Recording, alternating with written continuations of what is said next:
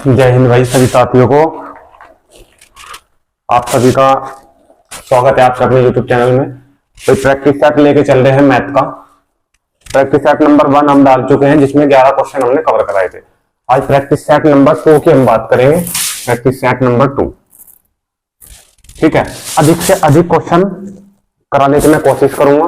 3 से 4 practice set में हमारा नंबर सिस्टम कंप्लीट हो जाएगा, ठीक है। मैंने कल भी बताया था कि यूपी पुलिस के जो क्वेश्चन है इसी के अंदर से आने वाले, इससे बाहर कुछ नहीं आएगा, ठीक है। एसएससी जीडी के हो चाहे, ठीक है। उसमें ये है बात कि जो हमारे कॉमन चैप्टर है उनसे क्वेश्चन जो रिलेटेड है वो वही क्वेश्चन है जो हमारे एग्जाम में आए हुए हैं या फिर जिनकी आने की संभावना है, ठीक है। तो ये क्वेश्चन बहुत ही बढ़िया क्वेश्चन है। तो लास्ट तक वही वीडियो में बने रहिए, टाइम वेस्ट ना करते मैं अधिक से अधिक जल्दी कराने की कोशिश अभी क्वेश्चन कर रहा हूँ, ठीक है। तो फिर अंत तक वीडियो बने रहिए। वीडियो अगर आपको अच्छी लगती है तो वीडियो को ज्यादा से ज्यादा शेयर, लाइक और सब्सक्राइब करें चैनल को, ठीक है। देखिए चलिए क्वेश्चन नंबर चलते हैं 12। सबसे जो हमारा 12 क्वेश्चन है, ये जितने क्वेश्चन आज मैं कराने वाला हूं उनमें सबसे ज्यादा आसान क्वेश्चन यही है, ठीक है। बहुत जल्दी सोल्व हो जाएगा। देखो तरीके बहुत अच्छे अच्छे बताने वाला हूं, बहुत बढ़िया बढ़िया बताने वाला हूं, ध्यान रखें, ठीक है। देखो 43/8, भाई क्वेश्चन स्क्रीन पर देख पा रहे हो आप लोग। 43/8 43/8 निम्न में से किन दो पूर्णांकों के बीच में होगा? किन दो पूर्णांकों के बीच में होगा, ठीक है। देखिए सबसे पहले जो ऑप्शन है वो दे रखे हैं 2 और 3 के बीच, या फिर 4 और 5 के बीच, या 1 और 4 के बीच, या फिर 4 और 7 के बीच। सबसे आसान तरीका ये है, आप लोग इसे डिवाइड करा लो, उससे पता चल जाएगा किसके बीच है, ठीक है। 8 पंजे 40, कितना बच गया? 3 बच गया, ठीक है। और 8 तिया 24, 5.3 कितना आ रहा? 5.3। बस इतना ही करने की जरूरत है, इसी से आंसर का पता चल जाएगा, ठीक है। देखिए 2 और 3 के बीच में आ रहा क्योंकि 5 से ज्यादा है, 5 से ज्यादा है, समझ आ रही है ना। इससे ज्यादा भी 5 से ज्यादा है, ठीक है, 5 से ज्यादा है, ठीक है। तो ये ऑप्शन हमारा गलत। 2 से 3 के बीच नहीं है, 4 से 5 के बीच नहीं है, 1 से 4 के बीच में, 4 से 7 के बीच है। देखो 4 5 6 7, तो 5 ये बैठा है, ठीक है। तो 4 से 7 के बीच है, तो ऑप्शन नंबर इसका हमारा बी हो जाएगा भाई, बिल्कुल राइट आंसर इसका हमारा बन जाएगा, ठीक है। कोई दिक्कत नहीं होगी, आसान क्वेश्चन था, ठीक है, कोई दिक्कत नहीं, ठीक है। चलिए नेक्स्ट क्वेश्चन पे चलते हैं। ये तो आसान क्वेश्चन था, बढ़िया बढ़िया क्वेश्चन भी आज मैं लाने वाला हूं आपके लिए। जो कल पढ़ाए थे उनसे भी बेहतरीन क्वेश्चन आपको आज मिलने वाले। चलिए क्वेश्चन नंबर 13 पे चलते हैं, लगाइए क्वेश्चन नंबर 13। देखिए एक भाजक भागफल का 15 गुना। बढ़िया क्वेश्चन है ये जो मैंने गोला कर रखा है, ये भी ध्यान से देखना। एक भाजक भागफल का 15 गुना तथा शेषफल का 3 गुना है। यदि शेषफल 40 है तो भाजक ज्ञात कीजिए। भाजक नहीं है, भाज्य ज्ञात कीजिए, ठीक है। क्या है? भाज्य ज्ञात करना है। अब ध्यान दो, हमें करना है भाज्य ज्ञात। अब मैंने भाई जिसे हमारा जो नंबर सिस्टम का जो मैंने चैप्टर पढ़ाया था, जिसमें वहां पे पता होगा कि भाज्य बराबर क्या फॉर्मूला, वही तो प्रैक्टिस सेट से कर पाएगा। तो जो अगर कमजोर है बच्चा तो हमारी प्लेलिस्ट में नंबर सिस्टम का चैप्टर वहां से कंप्लीट कीजिए और फिर प्रैक्टिस सेट पे आ जाइए, सारे क्वेश्चन निकल जाएंगे, ठीक है। तो भाज्य बराबर हमारा फॉर्मूला होता है भाजक गुणा भागफल और प्लस होता है हमारा शेषफल, ठीक है भाई। एक बार मैं भाग के नियम से भी बता दूं आपको कि ये जो बीच में होता है ये हमारा भाज्य होता है। जो हमारी बीच में संख्या, जिस संख्या को हम भाग करते हैं वो भाज्य है, और जिस संख्या से हम भाग करते हैं वो भाजक, और जो हमें फल प्राप्त होता है वो भागफल, और नीचे हमें जो मिलता है वो शेषफल। समझ आ रही है? तो हमें निकालना है इसमें भाज्य, यानी कि हमें इसमें निकालनी है बीच की संख्या। क्या निकालना है इसमें? बीच की संख्या, ठीक है। जो हमारा भाजक है और भागफल है, इन दोनों की मल्टीप्लाई हो जाती है। ये देखो इन दोनों की मल्टीप्लाई, और जो हमारा शेषफल होता है इसमें जुड़ जाता है, तो हमें भाज्य प्राप्त हो जाता है। कोई दिक्कत? ठीक है। अब जो जो चीज वो दे रहा है वो मैं लेके चल रहा हूँ, ठीक है। उसमें सबसे पहले मुझे शेषफल दिया है, ध्यान से देखो, सबसे लास्ट में उसने दिया है शेषफल 40। सबसे लास्ट में उसने शेषफल दिया है। शेषफल कितना दिया है? 40। देखो यदि शेषफल 40 हो, ठीक है। अब थोड़ा सा पीछे हट जाओ, क्या कह रहा है? एक भाजक, सबसे पहली लाइन, एक भाजक भागफल का 15 गुना तथा शेषफल का 3 गुना है। शेषफल का 3 गुना है कौन? भाजक। ये जो भाजक है ये शेषफल ये था इसका 3 गुना, 3 गुना कितना लगेगा 120। कोई दिक्कत? ठीक है, ये हमारा होगा भाजक, ये होगा हमारा शेषफल। ठीक है, एक भाजक भागफल का 15 गुना, एक भाजक भागफल का एक भाजक भागफल का 15 गुना तथा शेषफल का 3 गुना, शेषफल का 3 गुना। अब देखो ये जो भाजक है ये शेषफल का तो 3 गुना है, कर दिया हमने। भागफल का 15 गुना, ये जो है ये भागफल का 15 गुना है। तो भागफल हम कितना लिखे, भागफल हम कितना लिखे, भागफल हम कितना लिखे कि ये 15 गुना है। भागफल हम कितना लिखे कि ये 15 गुना है, क्योंकि भागफल भाजक भागफल का 15 गुना, भाजक जो है ये इस भागफल का ये 15 गुना है। तो यहाँ हमें कितना लिखना पड़ेगा, 8 लिखना पड़ेगा। ठीक है, क्योंकि 8 गुना तभी तो होगा, देखिए 15 गुना तभी तो होगा, 8 गुना 15 करेंगे तभी तो 120 आएगा। क्लियर है? तो हमें शेषफल भी मिल गया, भाजक भी मिल गया और भागफल भी मिल गया, और यही हमें चाहिए था, भाजक चाहिए था, भागफल चाहिए था और शेषफल चाहिए था। इसकी वैल्यू यहाँ पे पुट करा दो, भाज्य निकल जाएगा। भाजक कितना है मेरे पास, देखो 120 रख देंगे यहाँ गुना, भागफल कितना है मेरे पास 8 और प्लस शेषफल कितना आ रहा है मेरे पास 40। ठीक है, 12 × 8 = 96, 960 और ये 40 है, तो टोटली कितना होगा हमारे पास ये भाजक भाज्य 1000, यानी कि जो बीच की संख्या थी ये कितनी थी 1000। ऑप्शन में देख पा रहे हो क्वेश्चन नंबर 13 का ऑप्शन नंबर आप लोगों को बिल्कुल राइट लगेगा। क्लियर है भाई, दिक्कत? तो इस प्रकार के क्वेश्चन आपको बहुत अच्छे से आने चाहिए। यहां से एक क्वेश्चन आपको मिलने वाला है एग्जाम में, भाज्य वाला। ठीक है, तो भाई ये इंपोर्टेंट क्वेश्चन था, आपके समझ में आ चुका होगा। ठीक है, कहीं कोई प्रॉब्लम अगर रह जाती है तो कमेंट है हमारा, उसके माध्यम से आप बताइए मुझे। ठीक है, चलिए नेक्स्ट क्वेश्चन पे चलते हैं, क्वेश्चन नंबर 14 में। साथ ही साथ स्क्रीनशॉट ले लिया करें, जैसे भी सामने से हटता हूं। ठीक है, तो स्क्रीनशॉट ले लिया करें। चलिए क्वेश्चन नंबर 14 पे चलते हैं। क्वेश्चन नंबर 14 ये भी इंपोर्टेंट क्वेश्चन है। क्वेश्चन नंबर 14 सारे इंपोर्टेंट क्वेश्चन मैंने लिए हैं प्रैक्टिस सेट में, बढ़िया क्वेश्चन है, ध्यान से देखना, इसकी ट्रिक भी बताऊंगा। देखिए, जब किसी संख्या को क्रमशः 3, 4, 7 से विभाजित किया जाता है तो शेषफल क्रमशः 2, 3, 6 प्राप्त होते हैं। जब उसी संख्या को 42 से विभाजित किया जाता है तो शेषफल ज्ञात करें। ध्यान देना, जब किसी संख्या को 3 से, 4 से और 7 से विभाजित किया जाता है तो शेषफल 2, 3, 6 प्राप्त होते हैं। ध्यान देना, जब हर संख्या के लिए शेषफल अलग हो, जब हर संख्या के लिए शेषफल अलग होगा तो उसकी ट्रिक क्या रहेगी, ध्यान से देखना। जब हर संख्या के लिए 3 संख्या है और 3 इनके शेषफल दिए हैं तो उनका अंतर हमेशा समान होता है। इस प्रकार उसने जो शेषफल दिए वो 2, 3, 6 दिए, इनके नीचे रखो। पहले का जो शेषफल है वो 2, इसका 3, इसका 6। हर संख्या के लिए उसने शेषफल अलग दिया है, ध्यान से देखना। इन दोनों का अंतर 1, इन दोनों का अंतर 1, इन दोनों का अंतर 1। तो ये जो अंतर है, इसी अंतर पे हमने ट्रिक का यूज करना है। इसी अंतर पे ट्रिक्स लगानी हमें क्या, कि जो हमारा एलसीएम आएगा इन संख्याओं का, हमारा जो एलसीएम आएगा उसमें से हमें ये जो अंतर होता है ये हमेशा माइनस करना होता है, ये हमेशा माइनस करना होता है। और जो बचेगा माइनस करने के बाद उसे फिर ही करा, उसी संख्या को 42 से विभाजित करने का शेषफल क्या आएगा, उसी संख्या को हम 42 से विभाजित कर देंगे, नीचे शेषफल बढ़ जाएगा।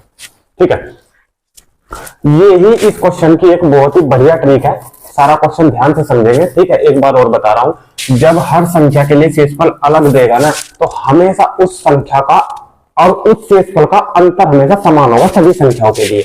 यानी कि इनका जो अंतर है, पहली संख्या के लिए पहला शेषफल ये है, इसका अंतर अगर 1 है ना तो इन सबका अंतर कितना होगा, 1 होगा। क्लियर?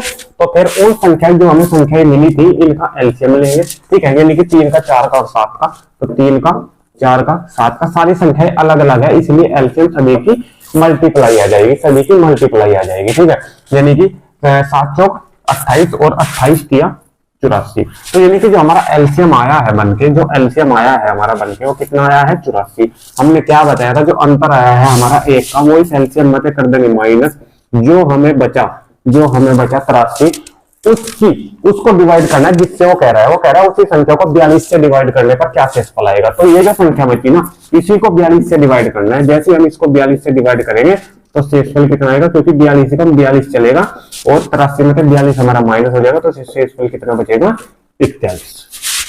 बोलो समझिए क्वेश्चन ये नहीं, एक बार रिपीट कर दे रहा हूं, ध्यान से देखना। अगर हर संख्या के लिए शेषफल अलग देगा तो उनका अंतर, सभी संख्या और शेषफल का अंतर समान होगा। जो अंतर आएगा संख्याओं का लय से लेकर उस अंतर को, यानी कि एक का अंतर आया था एलसीएम लेकर, एक को उस एलसीएम में से माइनस कर देंगे, माइनस करके जो मिलेगा जिससे वो डिवाइड कह रहा है करने के लिए 42 से या किसी भी संख्या, तो उसको डिवाइड करेंगे, जो शेषफल बचेगा वो बच जाएगा। यही हमारा आंसर है। ठीक है, तो क्वेश्चन नंबर 14 का ऑप्शन नंबर आपको ए मिल जाएगा, राइट आंसर। क्लियर, ले भाई स्क्रीनशॉट जल्दी से, फिर नेक्स्ट क्वेश्चन चल रहे हैं। ठीक है, नेक्स्ट क्वेश्चन चल रहे हैं। ठीक है, चलिए क्वेश्चन नंबर 15।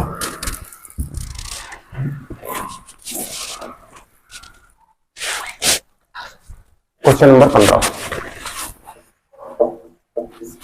देखिए, 15 क्वेश्चन, निम्न में से कौन सी संख्या पूर्ण वर्ग नहीं है? कौन सी संख्या पूर्ण वर्ग नहीं है, इसकी भी ट्रिक बताने वाला हूं, देखना ध्यान से। देखिए, सबसे पहला, सभी संख्याओं को लिखने की बजाय आप लोग ये ट्रिक सीख लोगे तो कुछ भी नहीं करना है, देखो ये आंसर लगा दोगे भाई। देखो ऑप्शन लिख दे रहा हूं एक बार। ठीक है, कितना है ऑप्शन? 3500 641। ठीक है, दूसरा ऑप्शन क्या है? 21 19 936। फिर तीसरा ऑप्शन क्या है? 1565 001। फिर अगला ऑप्शन है 15 15 363। ठीक है भाई, 363। ठीक है, ध्यान से देखना भाई, इसमें क्या कहा है? उसने कहा है कि कौन सी संख्या पूर्ण वर्ग नहीं है। अब कैसे चेक करें, सबको कैसे निकाल के देखें, कितना टाइम वेस्ट हो जाएगा, हर संख्या को अलग अलग निकाल के देखें कौन सी पूर्ण वर्ग नहीं है। तो ध्यान दो ट्रिक पे।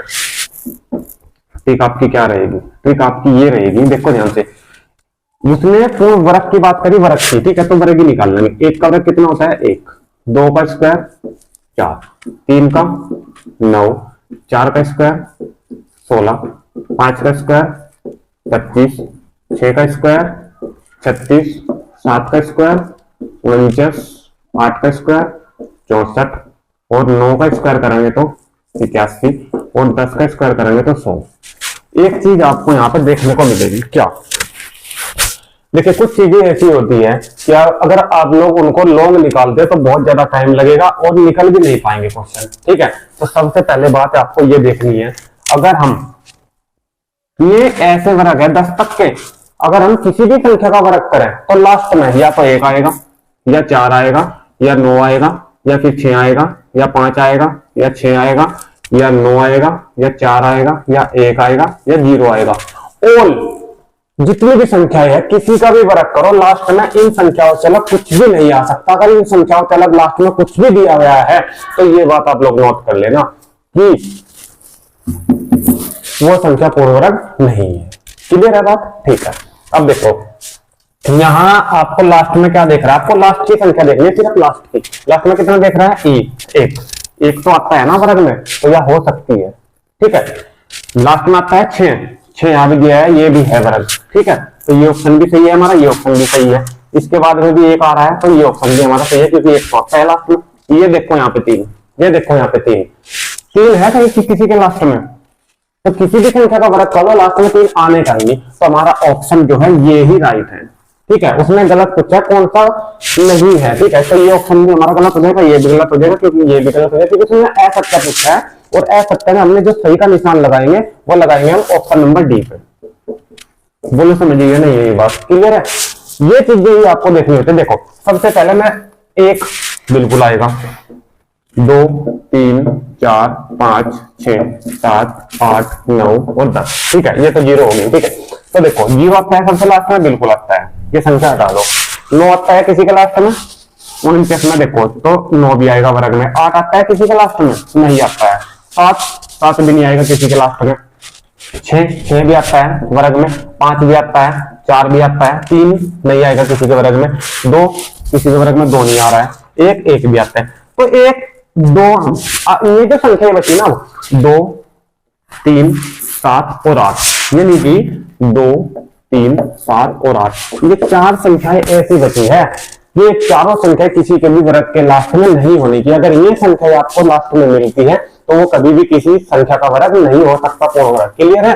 तो अगर यहाँ पे आपको 3 के अलावा 8 मिल जाता तो यही संख्या हमारी सही हो जाती, मतलब कि ये किसी का भी संख्या का वर्ग नहीं होगी। क्लियर है चीज? अब तो भाई मैं पूरी डिटेल बताता हूँ किसी भी क्वेश्चन की, ठीक है?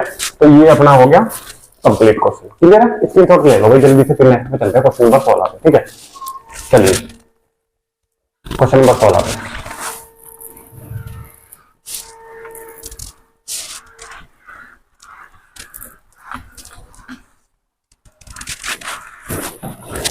क्वेश्चन नंबर 16,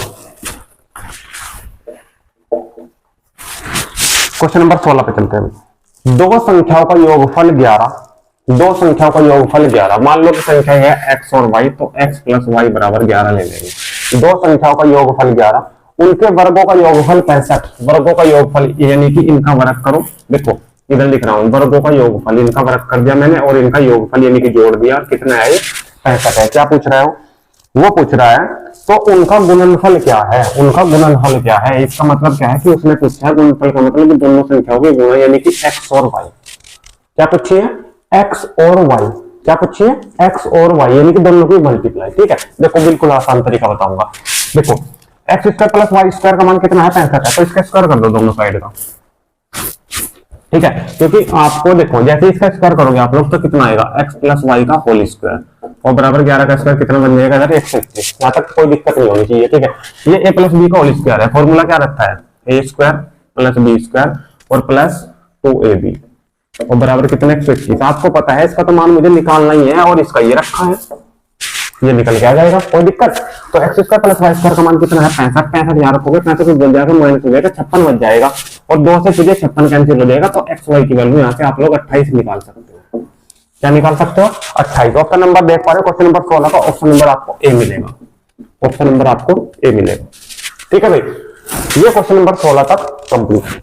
मुझे लगता है यहाँ तक का सेशन बहुत ही बढ़िया चल रहा है और आप लोगों को पसंद भी आ रहा है। ठीक है, तो सभी दोस्तों से एक रिक्वेस्ट है, वीडियो को ज्यादा से ज्यादा शेयर कर दे और लाइक भी ठोक दे वीडियो को। नेक्स्ट क्वेश्चन चल रहा है क्वेश्चन नंबर 17 पे। चलिए क्वेश्चन नंबर 17 पे देखिए, क्वेश्चन नंबर 17 क्या कह रहा है।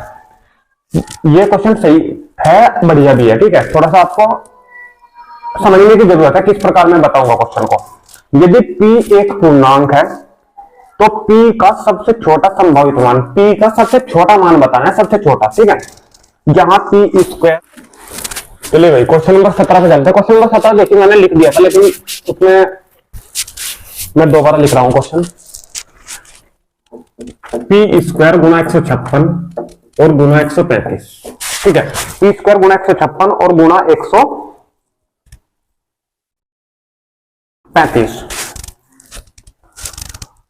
14 से विभाज्य है। ये कह रहा है कि ये पूरी की पूरी जो संख्या है वो 14 से विभाज्य है। ये पूरी की पूरी जो संख्या है वो 14 से क्या है? विभाजित है। ये पूरी की पूरी जो संख्या है वो 14 से विभाजित है, ये कह रहा है। अब मैंने एक चीज आपको बताई थी, जो संख्या 14 से विभाजित होगी ना तो वो संख्या यानी कि इसके हम ऐसे गुणनफल कर देंगे, 14 के ऐसे गुणनफल कर देंगे। 14 की संख्या चाहे संख्या कुछ भी हो, चाहे 15 हो, 24 हो, कुछ भी हो, एक ऐसे गुणनफल इसके करेंगे हम 14 से ना देख के छोटी संख्याओं से देखेंगे, एक ऐसे गुणनफल करेंगे इसका गुणनफल में से कितना है? 1 आए। यानी कि 14 का जो में से आना चाहिए गुणनफल करा के वो 1 आना चाहिए, यानी कि 7 गुना 2, 7 दूनी हम 14 करेंगे। कोई संख्या जो 7 से और 2 से दोनों से कट जाएगी ना, कोई संख्या जो 7 से और 2 से दोनों से कट जाएगी तो इसका मतलब यह है कि पूरी की पूरी संख्या 14 से हमारी डिवाइड हो जाएगी। तो हम देखते हैं कि यहाँ कोई संख्या, ये जो 156 और 135 है, ये 7 से और 2 से कट रही है या फिर नहीं कट रही। तो सबसे पहले 156 के फैक्टर करेंगे और फिर उसके बाद 135 के फैक्टर करेंगे। ठीक है, 156 और 135 दोनों के फैक्टर भाई जल्दी से कर दो। ठीक है, 2 से डिवाइड करेंगे तो 2 7 14 और 2 8 16, फिर 2 से डिवाइड कर देंगे 39 आ जाएगा, फिर 3 से डिवाइड कर देंगे 13 आ जाएगा, फिर 13 से डिवाइड करेंगे 13 इसे कैंसिल करा दो 3 से, 3 चौक 12। ठीक है, और 3 5 15 45 आएगा, फिर 3 से करा दो ये 15 आ जाएगा, फिर 3 से करा दो ये 5 आ जाएगा, फिर 5 से करा दो ये 12 आ जाएगा। ठीक है, तो ये हमारे फैक्टर आ गए। अब आप लोग देख पा रहे हो क्या? देखो अगर मैं 2 की बात करूं तो क्या इसमें 2 है? बिल्कुल है। तो हम कह सकते हैं कि ये पूरी की पूरी संख्या 156 जो है 2 से डिवाइड है। देखिए मैंने करी भी थी यहाँ पे 2 से डिवाइड 156 को 78 आया था। तो जब पूरी की पूरी संख्या गुणा में हो ना तो ये मतलब नहीं रखता कि हाँ इसमें से भी 2 से कटनी चाहिए। जब एक संख्या कट रही है 2 से, तो इसका मतलब ये है ये पूरी संख्या 156 गुना 135, ये पूरी संख्या 2 से डिवाइड हमारी हो रही है। अब बात बची हमारी 7 की, तो 7 देखो, 7 क्या इसमें है? नहीं है। 7 क्या इसमें है? नहीं है। क्वेश्चन क्या रहा है? क्वेश्चन क्या कह रहा है? चारों ऑप्शन में लिख दे रहा हूँ, ये 7 है, ये 14 है, ये 21 है और ये 42, ये चारों के चारों ऑप्शन दिए गए हैं। ठीक है, तो उसने पूछा कि न्यूनतम छोटी से छोटी संख्या कौन सी है जो 7 से डिवाइड हो सके। हमने 2 का तो चेक कर लिया, 2 का चेक करने के बाद हम 7 का चेक करेंगे कि 7 से कोई संख्या डिवाइड हो रही है या फिर नहीं हो रही है। 7 की संख्या को डिवाइड देखने के लिए सबसे पहले हमें क्या देखना है? हम फैक्टर देख चुके भाई 7, हम फैक्टर इधर देख चुके, 7 इसमें नहीं है तो इसमें नहीं है।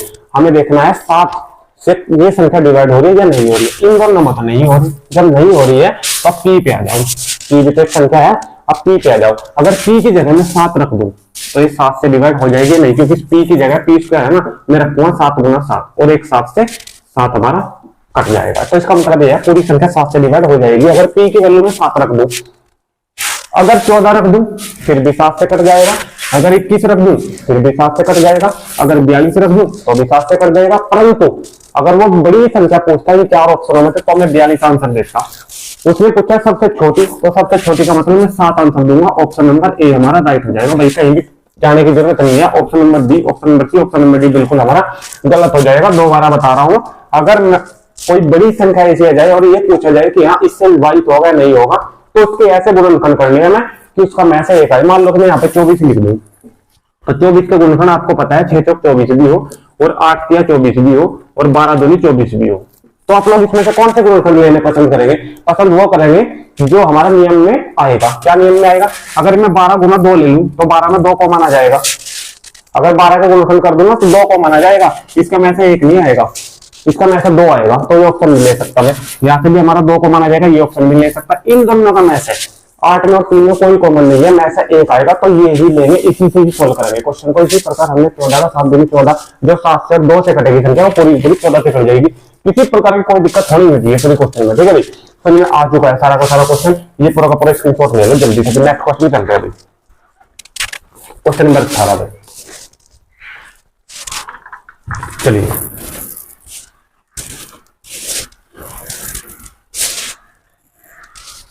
क्वेश्चन नंबर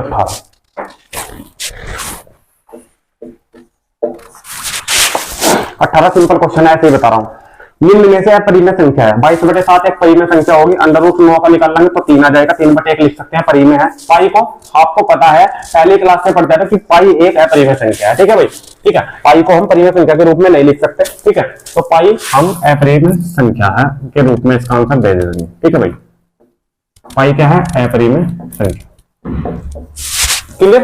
ठीक है। क्वेश्चन नंबर 19 देखिए, क्वेश्चन नंबर 19 क्या कह रहा है? ये भी बहुत आसान क्वेश्चन है। सबसे बड़ी 5 अंकों, देखिए आसान और टफ दोनों प्रकार के क्वेश्चन है। ठीक है, सबसे बड़ी 5 अंकों की संख्या, सबसे बड़ी 5 अंकों की संख्या तो 5 9 के। क्लियर? सबसे छोटी 5 अंकों की संख्या, सबसे छोटी तो 5 अंक, तो 4 जीरो लगाएंगे। क्या 1 2 3 4 5, 5 अंक पूरे हो जाएंगे। दोनों का अंतर पूछा है, घटा देंगे तो 8 और 4 9 के। ठीक है, आंसर हमारा मिल जाएगा हमें। ठीक है, यानी कि ऑप्शन नंबर इसका आप लोग क्या लगा दोगे? ऑप्शन नंबर क्या लगा दोगे इसका? कोई दिक्कत? 9 से 900 नहीं आएगा। ये आसान क्वेश्चन था। क्वेश्चन नंबर 20 पे चलते हैं। क्वेश्चन नंबर 20 पे देखिए, ये भी क्वेश्चन थोड़ा समझने की बात है। देखिए, राहुल के बैंक खाते में 378.82 शेष है। 378.82 इतने रुपए शेष बच रहे हैं खाते में, ध्यान रखना। अब क्या कह रहा है? 127 रुपए निकाल ले गए। जो इसमें से निकाल ले गए 127 रुपए, कितने पैसे? 80 पैसे निकाल ले गए, तो माइनस कर दो। ठीक है, और जो जमा किए गए 527.86 पैसे, उसे जोड़ दो। 527.86 जो जमा किए गए उसे जोड़ दो। वो क्या पूछ रहा है? उसके बाद कितने धन लगे? सीधी सीधी सी बात है, ये दोनों प्लस के हैं, इन दोनों को जोड़ दोगे। 127 उसमें से माइनस कर दोगे। आंसर का वेट करूंगा भाई, कमेंट बॉक्स में इसका आंसर देना है, सेल्फ करो। ठीक है, क्वेश्चन नंबर नेक्स्ट पे चलते हैं। क्वेश्चन नंबर 21 पे, इसे मैं रब कर दे रहा हूं। लास्ट क्वेश्चन की ओर चलते हैं। Question number 21 most important question है, बहुत ही बढ़िया। क्वेश्चन नंबर 21 देखिए, अच्छा क्वेश्चन है क्वेश्चन नंबर 21। ठीक है, देखिए 3 की घात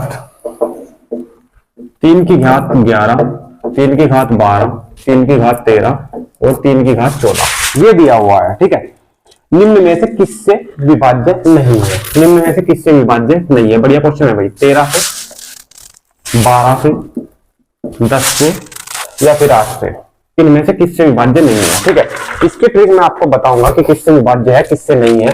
बहुत ही बढ़िया क्वेश्चन है, इस प्रकार का क्वेश्चन एग्जाम में देखने को मिलता है। ठीक है, देखिए उसने पूछा कि किस संख्या से विभाज्य नहीं है, क्या निकालना है? इनमें से किस संख्या से विभाजित नहीं है, किस संख्या से विभाजित नहीं है।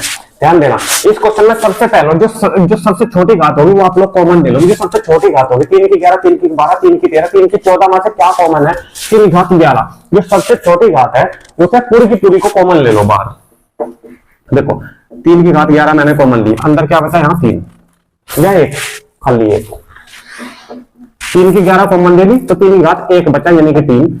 3 की घात 11 कॉमन ले ली, 3 की घात 2 बचा, इसका मतलब 9 बचा। 3 की घात 14 थी, 3 की घात 11 मैंने कॉमन ली, 3 की घात 3 बची यानी कि 27 बची।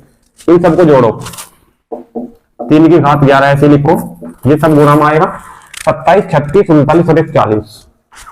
अब आपको ये चीज देखो, मैंने पहले भी बताई थी, अगर ये चाहे कुछ भी हो, जब दो संख्या गुणा होती है ना, अगर एक संख्या डिवाइड हो रही है किसी संख्या से, तो इसका मतलब ये है कि अगर हम दोनों की मल्टीप्लाई कर दे तो पूरी की पूरी संख्या डिवाइड हो जाएगी। ठीक है, कहने का मतलब ये है अगर 3 की घात 11 अगर ये 40 किसी संख्या से डिवाइड हो रहा है ना, तो फिर इन दोनों की मल्टीप्लाई करने के बावजूद भी वो जो आएगा वो उस संख्या से डिवाइड होगा जिससे 40 डिवाइड हो रहा था। ठीक है, समझ आ जाओगे? ठीक है, देखिए तो हम क्या देखते हैं, सबसे पहले 40 को देख लो, क्योंकि 3 की घात 11 तो बहुत टफ पड़ेगी। ठीक है, तो सबसे पहले 40 को देख लो। देखिए 40 10 से डिवाइड हो रहा है, तो इसका मतलब ये है ये हमारा ऑप्शन गलत होगा। उसने पूछा विभाजित नहीं हो सकता, तो 13 हमारा 10 हमारा पहले गलत हो चुका। अब इस 40 से हम सिर्फ 10 ही देख पाएंगे। इस 40 से क्या देख पावे? सिर्फ 10 ही देख पावे। ठीक है, इस 40 से हम 8 भी देख पावे, तो इसका मतलब ये ऑप्शन गलत, क्योंकि 8 पंजे 40 हमारा हो रहा है, तो ये 8 से भी विभाजित है। हमें बताना विभाजित नहीं है। दो संख्या बची, 13 बची और 12 बची। 12 से हम 40 को देख नहीं पा रहे हैं। ठीक है, क्योंकि 12 या 36, तो ऐसा कर रहे हैं कि 1-2 घात हम अंदर ले लेकर है, और यानी कि जो फालतू है, मान लें 3 की घात 11 है, तो हम क्या करेंगे 3 की घात 10 बचा देंगे। यहाँ पे 1 3 अंदर ले लो, जैसे 1 3 अंदर ले तो 3 की मल्टीप्लाई 40 में हो जाएगी, 120 आ जाएगा निकल के। कितना आ जाएगा? 120। 1-2 मतलब जब तक हमारा ऑप्शन ऐसा है कि हमें दो ऑप्शन ऐसे लग रहे हैं कि विभाजित हो भी सके नहीं भी हो सके, तो हम आगे चलते चले जाएंगे। मतलब कि 3 की घात 10 हमने बचा दी, 3 अंदर ले लिया। अगर अब भी पता ना चले तो 3 की घात 9 बचाएंगे, 3 और अंदर ले लेंगे। ऐसे ही करते चले जाएंगे जब तक हमारा आंसर हमें ना मिलेगा। इस प्रकार के क्वेश्चन की मैं आपको बात बता रहा हूँ। ठीक है, तो ये 120 आपको दिख रहा है 12 से या 13 से, तो 12 से भाई डिवाइड है, ये ऑप्शन भी गलत होगा। अब क्या बचा? 13। जब मैंने 3 ऑप्शन एलिमिनेट कर लिए तो ऑप्शन बचा सिर्फ 13, तो ऑप्शन नंबर ए हमारा राइट हो जाएगा। आगे कुछ भी देखने की जरूरत नहीं है। ठीक है, तो ऑप्शन हमारा यहीं पे क्लियर। तो ऑप्शन नंबर इसका क्या आगा? ए आगा। तो भाई 71 तक के क्वेश्चन प्रैक्टिस सेट नंबर 2 में अगर अच्छे लगे तो कमेंट के माध्यम से आप लोग जरूर बताइएगा कि ये क्वेश्चन आपको कैसे लगे, पसंद आया नहीं है। अगर सेशन आपको अच्छा लगा तो वीडियो को ज्यादा शेयर, लाइक और सब्सक्राइब करे देना तो बिल्कुल भी ना छोड़े। ठीक है, तो मिलते हैं नेक्स्ट वीडियो, तब तक के लिए आप दोस्तों का धन्यवाद। थैंक यू, जय हिंद, जय भारत।